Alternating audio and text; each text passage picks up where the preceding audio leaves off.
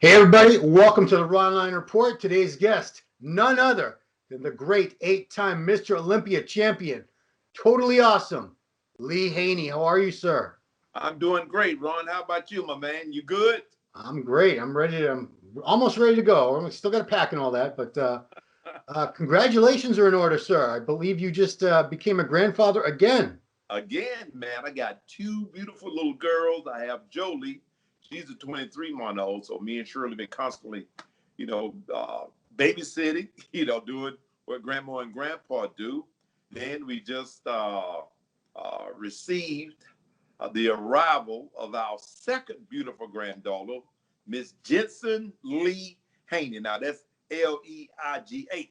Okay. Okay. What was the Jensen first Lee name? Haney. So Jetson? yeah, Jensen. Oh, Jensen. Okay. Yeah, Jensen. Okay. I thought it was Jetson, like the old cartoon, the Jetsons, were they in the future? No? Oh, not Jetson. Jensen. Is this Joshua's new child or Olympia's new child? Joshua, Okay. she's a big girl too, 8 pounds 3 ounces. Oh boy, okay. The genetics are So strong. yeah. Then we got Reagan. Reagan is the 8-year-old.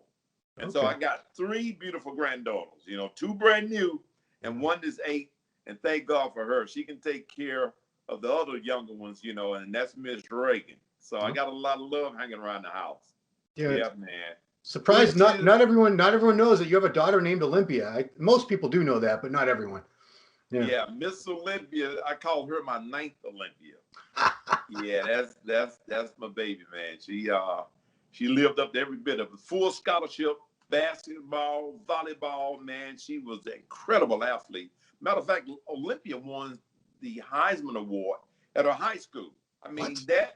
that means that you outdone male and female in athletics. So Wow. she was bad to the bone. Hmm.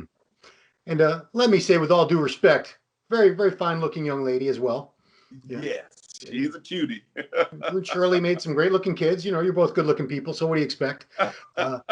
So the first Yeah. first thing that came to my mind, Lee, when I heard this Olympia was moved from Las Vegas to Orlando, was like, when was the last time? When was the Olympia in Orlando? And of course, it was 1991, September Man, 91.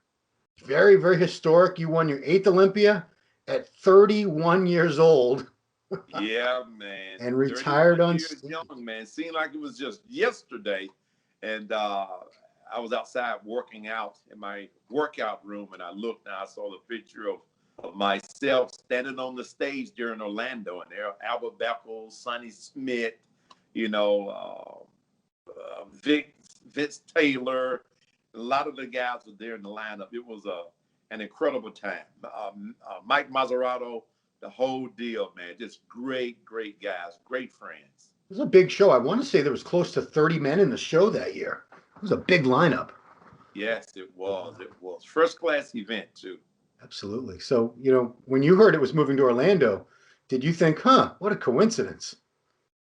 Well, you know what? That is a sort of a big difference than Vegas to Orlando.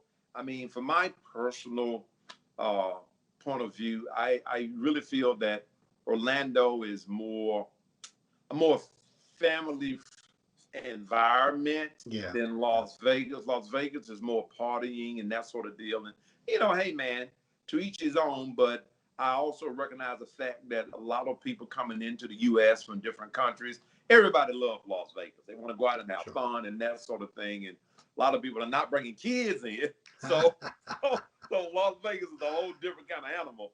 But then Yeah. you have Orlando, which is more family oriented. You have Disney World and those kinds of things, a little bit more low key. But I like it. That was my last Mr. Olympia win, and of course, me and the kids went to Disney World after that. Yeah. So Actually, it was it was at a way to Disney look World. at things a little bit differently. What's that, Ron? I said that the show was actually at Disney World. It was at the Walt Disney World Dolphin Hotel. That's right. That's Yeah. right. So it was awesome, man. So I don't think that is going to stop athletes and stop the bodybuilding fans from coming. I really feel they're going to embrace the new atmosphere. I don't know whether it will be there again next year, but I can appreciate the fact that the convention center has allowed us to carry on the Mr. Olympia competitions there. Yeah. Just they did the NPC Nationals a week ago. So, the space is available for that, particularly in this atmosphere that we're personally dealing with COVID and so forth. Yeah. So, unfortunately for your fans, they're not going to get a chance to see you at this Olympia because you'll be on grandpa duty, apparently. So, Yes, we've been doing quite a bit of babysitting good the for you. last few months, and we have this new addition now, and I want to make sure that I keep the atmosphere safe for them. Right. So I won't be making the Olympia this year. I very badly wanted to be there. I talked to Tim Gardner, and me and Tim discussed it, and I'm choosing to stay here, for safety reasons, for my grandkids, and wait this thing out, and hopefully within the next a few months or so, things would have changed and turned around a bit, which means we can get back to doing what we love to do and having a great time and enjoying each other's company and competition. Yeah. I mean, hats off to Tim Gardner and all the other promoters who were able to keep the sport going this year, because at one point I was thinking we weren't going to have any shows for the rest of the year. I thought they were just going to cancel everything. That's the way it was looking at one point. Oh yeah, man, it was real tight. Matter of fact, Tim moved we had the Chicago Pro here in Atlanta. I know. I was looking for you. Right, same facility that I held my show, and I had the Lee Haney Games a week or so after Tim's show, which it was set up very well. Social distancing was adhered to. We made sure that all of the athletes was temperature checks as well as the audience coming in. Yeah. We also had sanitizing taken care of as far as all of the seating and so forth. So everything was good and everything was safe. That's what I like. And the one thing I'm just a little bit concerned about is they're not doing social distancing there. And that's a stickler for me. I made sure that was a part of my event. And it was also highly recommended and stressed by the Georgia International Convention Center. So I think practicing safety protocols is important. I lost a good friend. I'm sure you familiar with the recent death of Tiny Lester.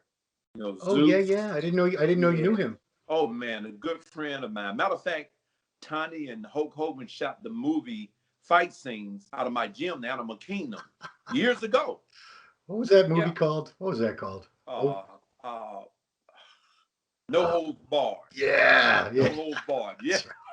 That was a cool deal, man. Gosh, what a ridiculous movie that was. Well, Tiny was a regular at my gym there, so we became very good friends. So, if it can happen to someone like himself, but it can happen to anybody, so we have to be careful, follow the safety protocols. I don't think putting lives at risk is a thing to do. So athletes, all of you guys attending, keep your face mask on. Social distance as much as possible. Keep your hands white, sanitized. Be very clear about that and intentional about it. Yeah. So I didn't know Tiny died of COVID? Yes, he died of COVID. Wow. As I read more about his death, apparently he had gotten it about 4 to 5 months ago and had overcome it. And it came back. And this time he wasn't as fortunate to overcome it. Yeah, man, he was 2 iconic roles. Zeus in that movie, the wrestler, and he was a professional wrestler for a little while too. And Debo in the movie Friday, that was probably the most iconic role. He was hilarious in that movie. Yes, he was. He was, man. Just awesome guy. Cool. So the big topic, of course, about this Olympia is, you set that record with 8 titles, and then Ronnie came along years later. He got 8, and we thought Phil Heath was going to get 8 in a row. But in 2018, things happened. He had his hernia in the stomach, couldn't control the midsection, and Sean Roden beat him that year. He skipped last year, and a lot of us were wondering, is he ever going to come back? But now he's coming back to try to tie your record, tie Ronnie Coleman's record. First question for you, what were you thinking like when Ronnie was at Olympia 7? Did you think Ronnie was going to get number 8, number 9? What were you thinking would happen with Ronnie? Well, I didn't put it past Ronnie. Ronnie, man, listen, Ronnie is tough, incredible competitor. He loves the sport of bodybuilding, passionate about it. He's a modern day gladiator. This is what he do. I really felt in my heart that Ronnie would not only tie the record, but break it. Matter of fact, I was there, to hand him the trophy had he did it, but it didn't happen for him. And at that point, we know that afterwards it just sort of got out of hand for him, his health and those kind of things. Yeah. But in the case of Phil, listen, Phil is very close. I know Phil is going to be in, I think, possibly some of the best shape he can possibly get into. Being that, from 1 year to the next, trying to maintain that level of conditioning along with the age factor, it can be a little bit testy. However, Phil is a master of peaking. I've never seen Phil not peak properly, and once Jay Cutler was a master of peaking. Yeah. You carry that much size and the art of how to peak, then you are definitely a dangerous component. And should Phil win the Olympia for the 8th time in title record, and man, hats off to him.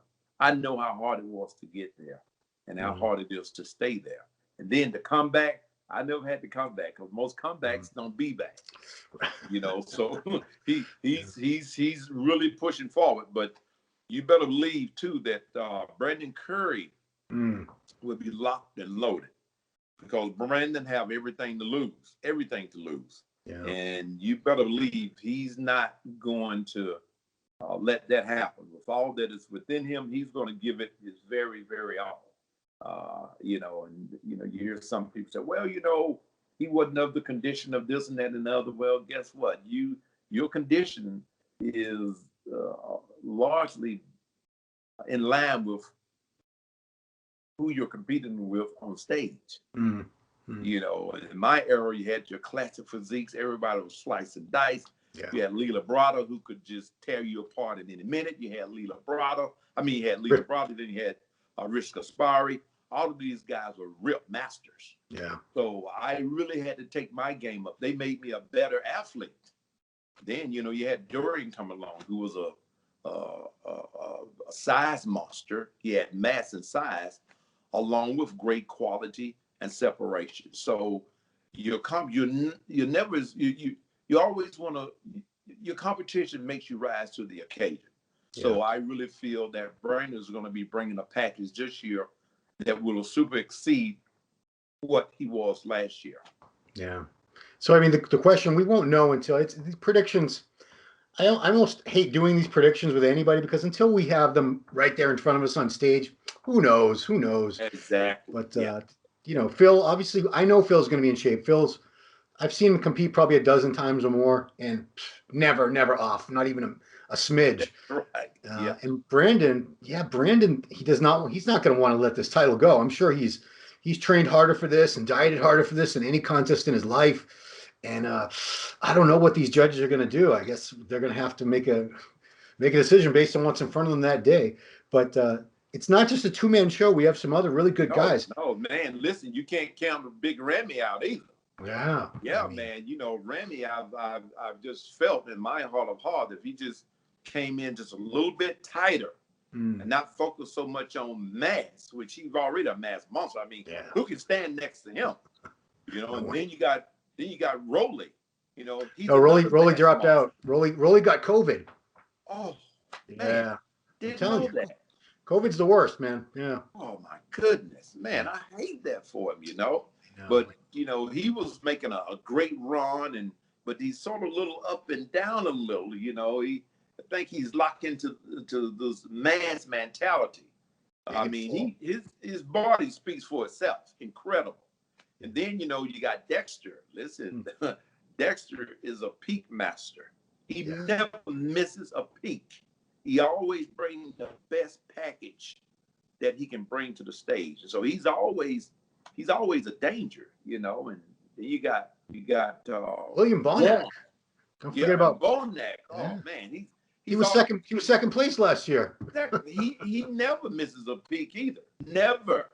You know, so it's gonna be very interesting and to see. And then who's going to be able to deliver at that specific point of time when those lights hit those physiques on the stage, or those physiques hit the lights on the stage? Who will be at their very best? Who would have peaked perfectly? That's the whole deal. The peak the day before or the day after don't mean a hill of beans. It's what happens in the moment you hit that stage and who prepared the most. You know, that's the name of the game right there. Yeah. One And other guy then, I wanted to mention. Ron, Go who ahead. didn't over prepare, because you can over prepare too and miss your peak.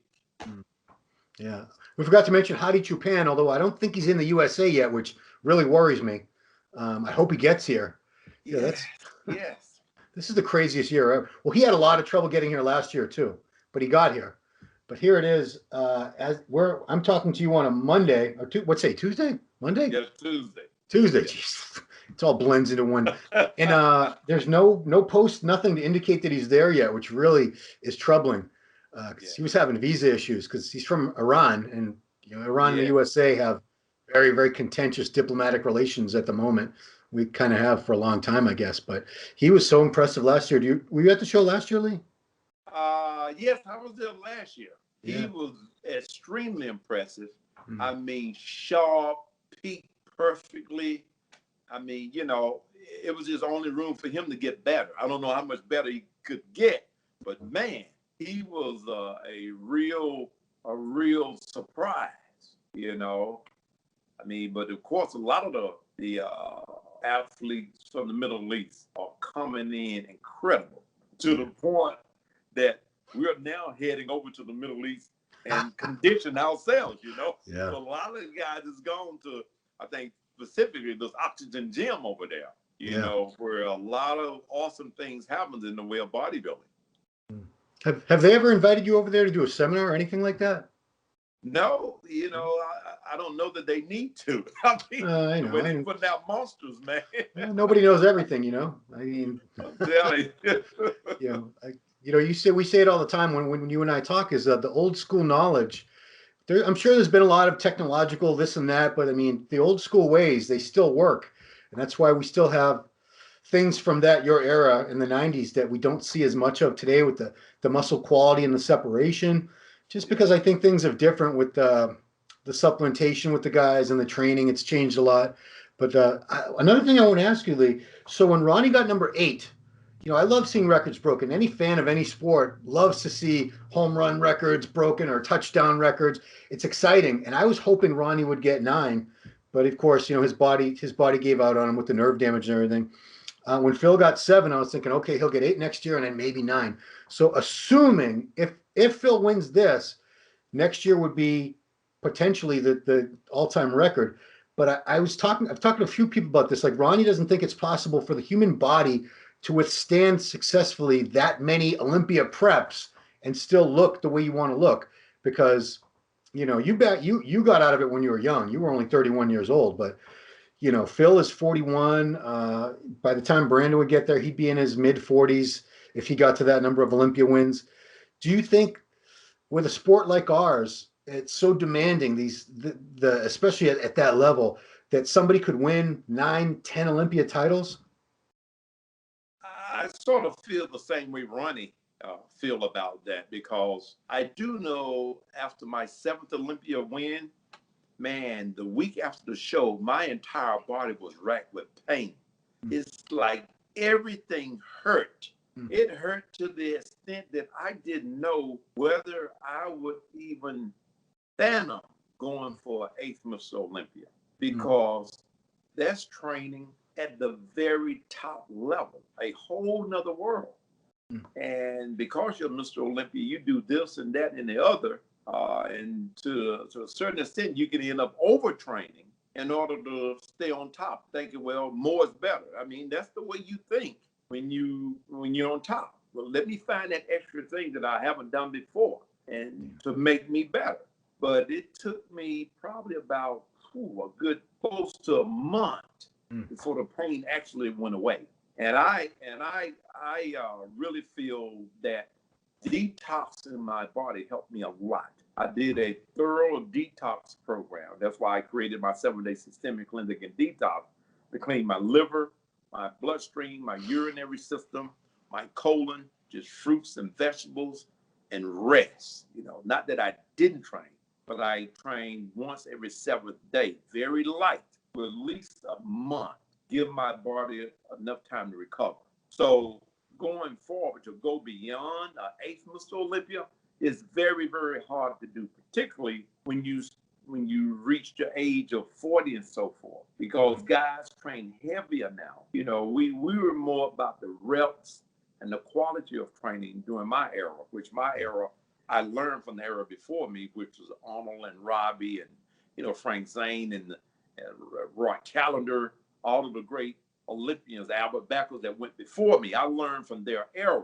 As a result, guess what? I'm walking around with no joint problems, and I haven't had to have any kind of surgery because of that. And then the other thing, Ron, is that I left the game at the age of 31. I mean, it's been scientifically proven that around the age of 31, 32, your natural growth hormone in the body starts to sort of decrease because you're getting older. That's a fact of life, you know. And so with that, your natural T levels start to just slowly drop. It's not going to be the same as when you were 18 or 21 years old or 22. It changes. So the body's ability to recover and repair is not as good when you reach the age of 40 and so forth. The top athletes that I know of in our sport that has reached past 40 ended up with real bad injuries. The back, the knees, the hips, the joints, and so forth, because the hormone levels and the ability to repair through the testosterone level is not there. It's not the same. I mean, that's in the life of any athlete, you know, basketball, football, whatever. Generally, when you hit about 30, 31, you've made your money, you get out.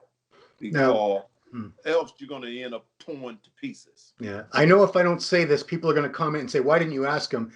You think that's a factor if guys are putting in synthetic testosterone, synthetic growth hormone? So my test is gone, my GH is gone, but I'm taking a bunch of tests in GH, say, would it still matter? Well, you know something, that will definitely give you an edge, you know, because you're making the body do something that is really saying, okay, guys, we're not supposed to be doing this now. But you're saying, oh, yes, you are. We're going to push you. Here's something extra for you to continue to perform on. And so, and that's a choice that all of us have to make individually. But the thing that don't change is your physical structure, particularly your bones and so forth, and bone density. That doesn't change through any type of synthetics or enhancers. That doesn't change. You can crumble from the inside. Your back is not going to hold a 500-pound squat just the way it did, because there's a certain amount of degeneration as we age anyway. That's going to naturally happen. You can trick the body in certain ways. You can trick tendons, ligaments, you know, joints a bit, but you can't manipulate bone. And there lies the problem. Cool. I can't remember who I was talking to, but I asked him, you think if Lee had done one more year, 1992 in Finland, what would have happened? And they said he would have beat Dorian the next year, because you got better and better. You know, we see a lot of Mr. Olympias who toward the end of their reign, they're starting to decline. We've seen it with, you know, obviously it happened with Ronnie, Jay, you know, things were starting to happen with their body, but you were at your absolute peak at age 31 when you won number 8. That's the best I've ever seen you. Anyone had ever seen you. You know, you were 251 pounds, shredded, 29. 254, Ron. 254, baby. 254. Don't steal my three. Don't steal that 3 extra pounds, Ron. Tell them what the hurt to get them. 254 with a waist of, what was it, 30 inches, 31? Yep, 31. Yeah. Well, we're never going to see that again. But you know, Ron, it took me, I was 243 when I won the first Olympia in 1984. And fast forward to 1991, I had only gained about what, 11 pounds. Yeah. And that you see, that was about a pound less, a little bit more than a pound a year of being put in the right place, the right area, proportion to what I wanted to create with my physique. Right. So it took that amount of time to get there.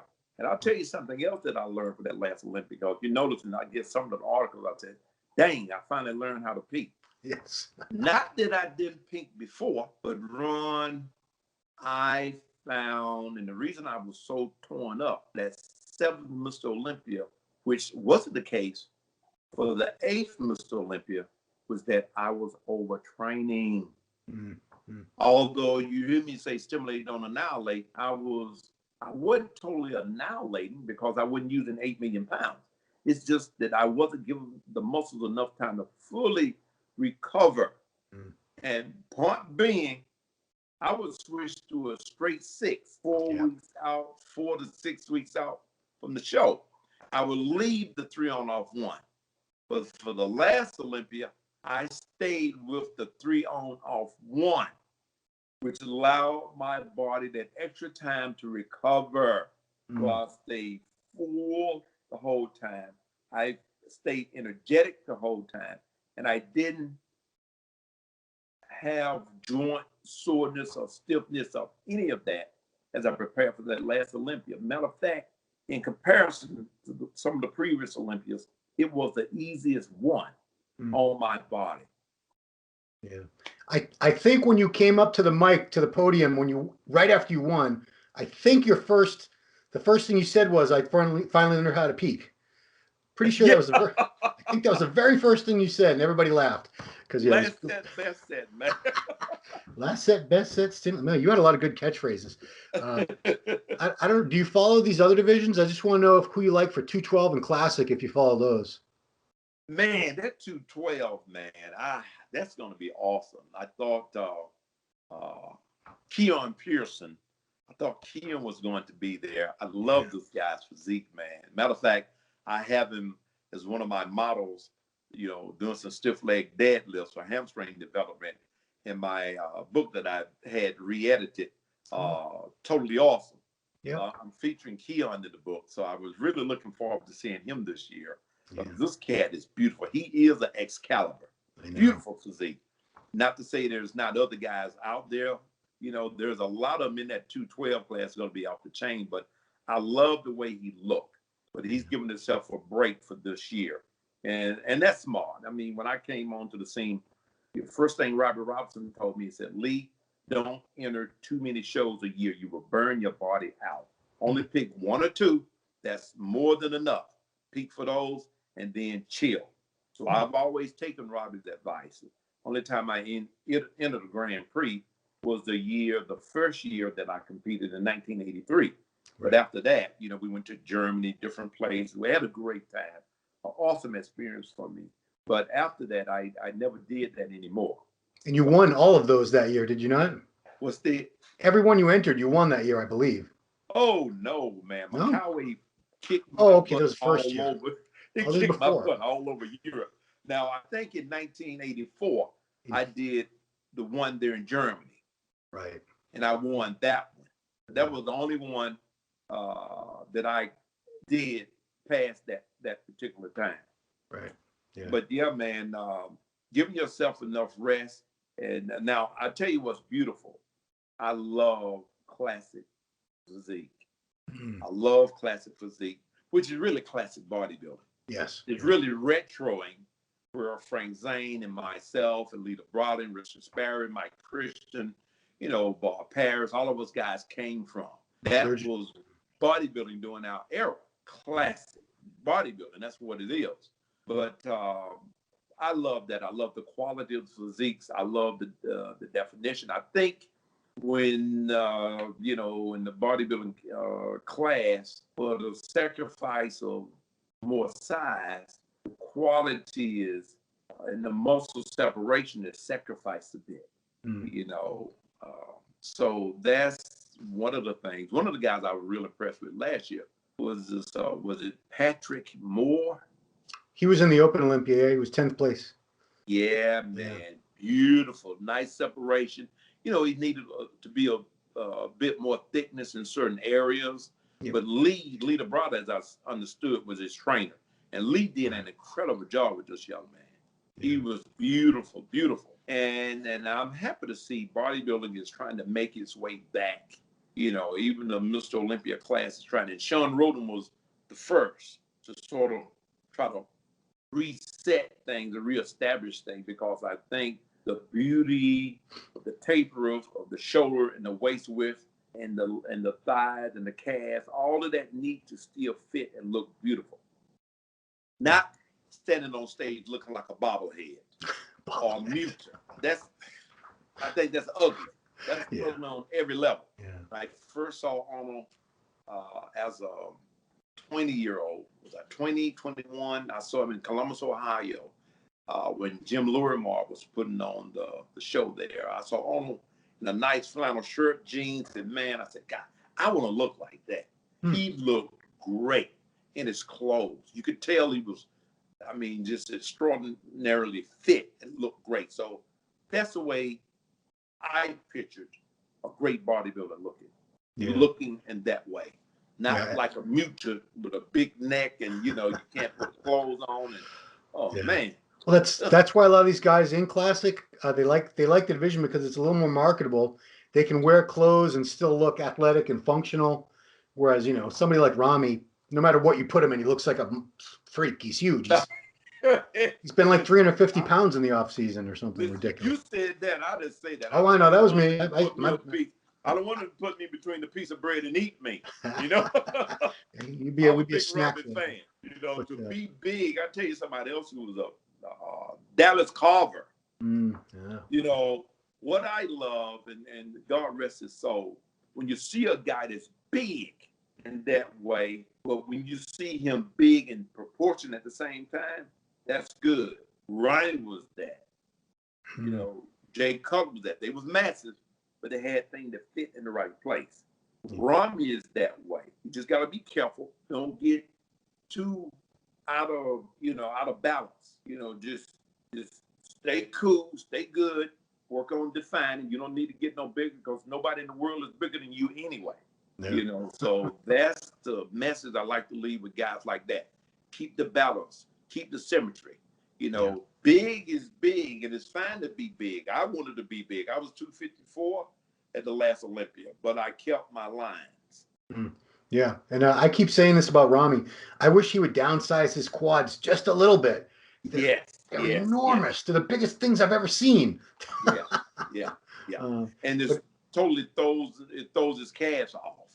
Yeah. I mean, luckily he's got good hams when he turns to the side, so it's proportionate with the calves. But I'm curious for Classic. It's going to be a big rematch between. So Breon Ansley won it 2 years in a row. He lost it last year to the young guy from Canada, Chris Bumstead. Breon's coming back again this year. Chris Cormier's been training him in the gym every day, and Bumstead's hungry. He's only 25 years old. This kid. I don't know if you follow, but they're very different types of physiques. They're both beautiful classic physiques with different looks to them. But I'm just curious. I know they're both going to bring their best. I don't know what the judges are going to be able to do when they see that. Hey man, I don't know either. I think when the two of them stand neck to neck on stage, I feel is the conditioning that's going to make the difference, because beauty is in the eye of the beholder. So whatever the judges fall in love with on that particular day, it is what it is.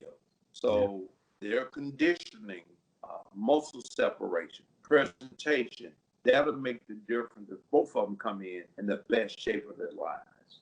Yeah, cool. Well, Leah, I'm going to miss you. I wish you could make it, but you're doing the right thing, the responsible thing, keeping your grandchildren, everybody else safe from the virus, which hopefully a few months from when next time I talk to you, I hope this virus thing is behind us and everything's back to normal, and it's just going to be a bad memory that we're all kind of getting over and getting past.